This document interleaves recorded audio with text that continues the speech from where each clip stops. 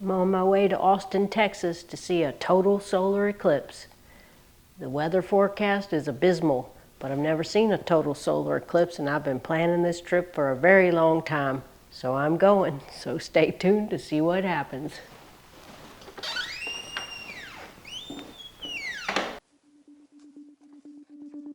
Hello.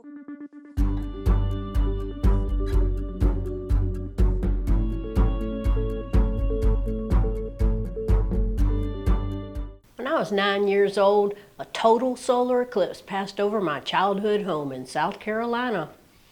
I was at the height of my astronomy craze because we had just sent Neil Armstrong to the moon. So of course I wanted to see it. I asked Daddy if we could look through his little Tasco refractor and he said no, it wouldn't be safe. The teacher also told us not to look at it. And so all I saw of a total solar eclipse on a bright sunny day in 1970 was a projection through a pinhole in a piece of paper. Very unsatisfying. I don't recommend it. Ever since then I've wanted to see a total solar eclipse. I couldn't go to the one in 2017. I would have had to drive to Oregon, which is far, and I was self-employed at the time and I just couldn't make it. But I had so much remorse afterwards that I was determined to see the next one that was going to cross much of North America in 2024. So I started planning ever since then to see it. I decided on Austin, Texas, because I like Austin and it was in the path of totality. So we bought plane tickets, we got a hotel room, and we started getting prepared. In October 2023, I went to see the annular eclipse in extreme Northern California. That was pretty neat, and I practiced with my 400 millimeter lens with a 1.4 times teleconverter, which gave me 560 millimeters. And I made my own filter to go on it because you can't take your filter off at any time during an annular eclipse. So I thought I'd just reuse the same filter for the eclipse in 2024, and I practiced a lot. And I even bought the app, $1.99, where he makes announcements and says first contact, observe animal behavior, look at shadow bands, etc. And I knew he was going to say 30 seconds before totality, remove or put your hand on your filter. Well, I was going to take it off because it wasn't going to damage my camera. So I put my hand on my filter, and to my horror, it would not come off because I had put tape on it and the tape would not come off. I panicked, and I don't know what happened, if I brushed my settings or I was just in desperation changing them, I don't know, but my settings were all wrong. They were not what I practiced or had written down on a piece of paper or anything. So I don't know how they turned out, but in the middle of that panic, Pepper was screaming, "Forget about the camera, just look at it with your binoculars," which was all I had because my telescope that I was planning to take to the eclipse, plus my mount and my binoculars and a lot of other things were all stolen. And so in the end, I just replaced the binoculars quickly, and that was all I took with me other than 3 cameras. One for a wide-angle shot video, one to film us and our reactions, and the third one that had the long focal length. Welcome to Austin, Texas. I flew in last night and I'm here for the total solar eclipse tomorrow. It's pretty cloudy, but I'm keeping my hopes up to see my first total solar eclipse.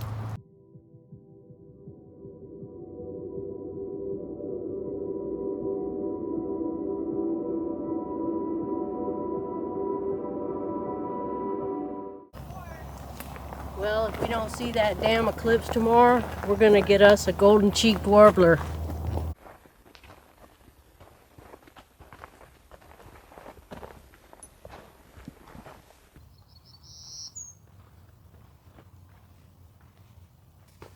Oh, and look at that coming right out of the middle of the path.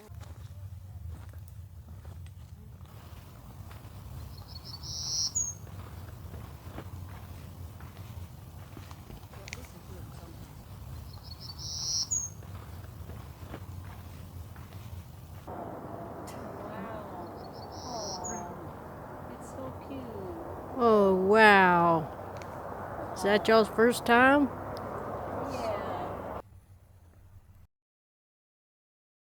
We went for a walk there to look for the golden cheek warbler, which you can only see in North America and South Texas.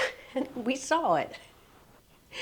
So that was going to be our consolation in case we didn't see the eclipse the next day. So Balcones was out, so we looked at the weather. It was bad in Uvalde. It was bad in Waco. It was bad in Killeen. It was bad in Bertram. It was bad everywhere that I had selected, except Pepper said, how about Lampasas? So we decided on Lampasas, about an hour outside of Austin, and we left at 7 a.m. so we wouldn't get caught in traffic. And we drove out to the quaint, cute little picturesque town of Lampasas. And they were allowing people to camp along the creek there and had set up hundreds of bathrooms, and there was ample parking. And so we found a parking spot and we staked out our territory along the creek, and I set up my 3 cameras and everybody got their stuff and got ready, and it was suddenly very clear all the way up until almost totality when an ominous, large cloud moved in. Everyone ready for the eclipse? Yep. Yeah. We're ready. Let's go. Eclipse day. Woohoo! Oh dear, this does not look good. It is 7 flippin'. It's 8:02.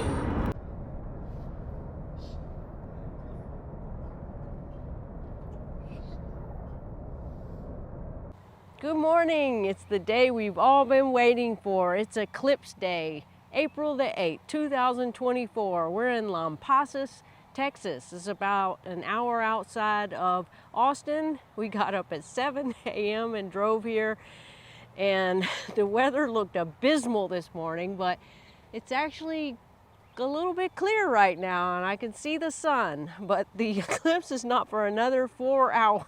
So we're gonna walk around and find our spot and pray for the best.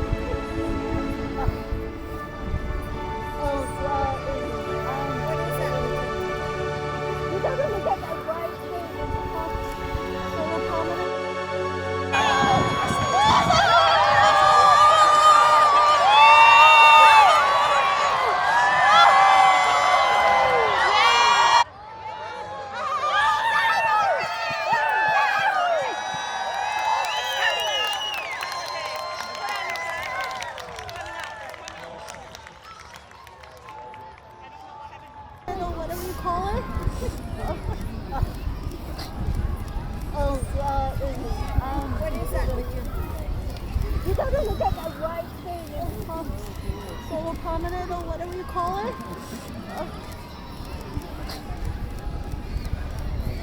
See the cloud.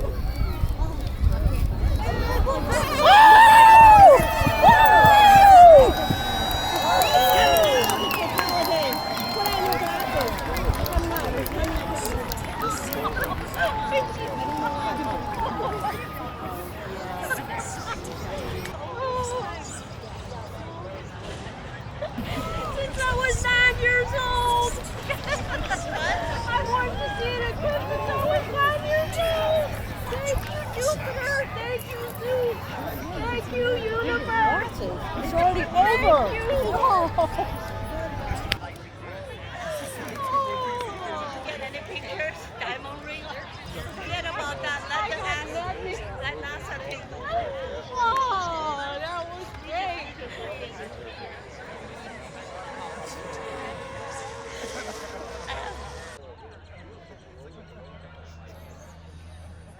Thank you, Zeus. Thank you, Jupiter. Thank you, Venus. Thank you, Zeus. Thank you, universe. Yo, I got nothing. I was so excited. I got nothing. That's Simon. Oh my God!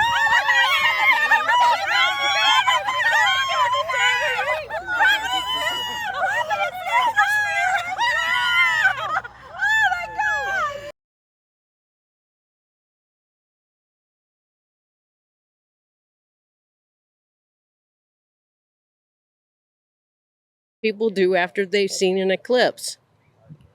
España, 2026. Egypt, 2027. Australia and New Zealand, 2028. Alaska, 2033. And 2045, if I'm still alive, I'll be 91. It's possible. Yay! We just got back from a total solar eclipse. And I think Pepper wants to tell you something about Lampasas. It's right in the middle of the totality path. Thanks, Pepper. And so everybody, one word to describe a total solar eclipse. Pepper? 震撼, awe-inspiring. Spectacular. Jaw-dropping. Magnificent. Earth-shattering, life-changing, and glorious. And so we're celebrating with champagne.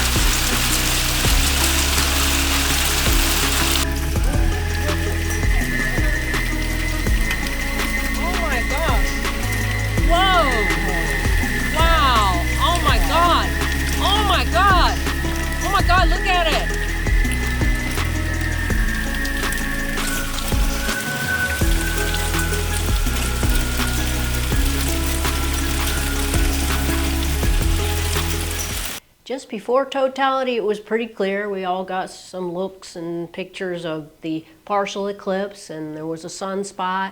And then right before totality, a very large cloud moved in. But just as totality came, the cloud parted, I guess, and we saw the diamond ring, and we all got a great look at the total solar eclipse.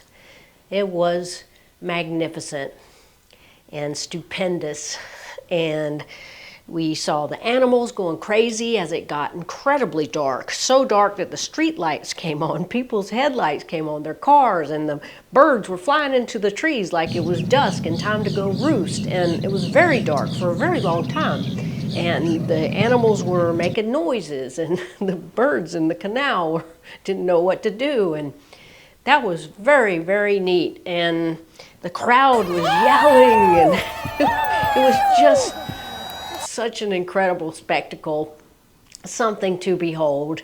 And I'm so thankful, Pepper, for telling me to forget about my camera and look with my binoculars, because I finally saw it. And what a special thing. It's so incredibly rare and so spectacular. I don't know that there are words to describe it. I'm so glad I got to see it, and I hope you got to see it too. If not, there's another one in Spain in 2027, and Egypt, and then another one in 2030 in Australia. So that's it for now. I'll see y'all soon. Until then, get outside and enjoy the night sky. Dark skies forever. Sula, signing off.